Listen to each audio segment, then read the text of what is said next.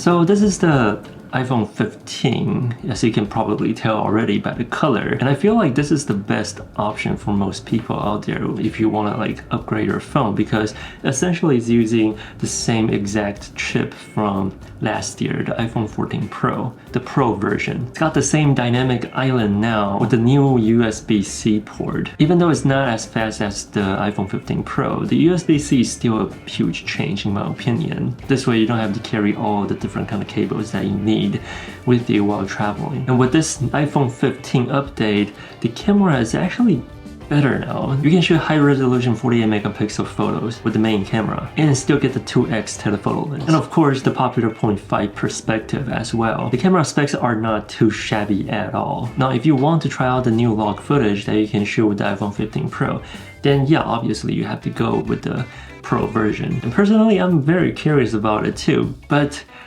how often will I be using that feature? I say probably not that often, because most of the time I'll just be using my camera to shoot in log anyways. And the everyday short clips that I take with my phone is just something that I want to send to my friends, or like a quick Instagram story. But who knows, this might change in the future. So yes, if you do want better camera and an extra telephoto lens that you actually use, then go with the 15 Pro. Now I have to say, the feel and the handle of the phone is very pleasant. At first I thought this might be a bit slippery because it's a bit rounded on the edge compared to the iPhone 14. But to my surprise, it's actually very comfortable to hold in the hand. And I honestly do prefer this subtle rounded edge on the iPhone 15. Alright, let's not make this video longer than it has to be. So there you have it, a quick unboxing and first impression of the iPhone 15.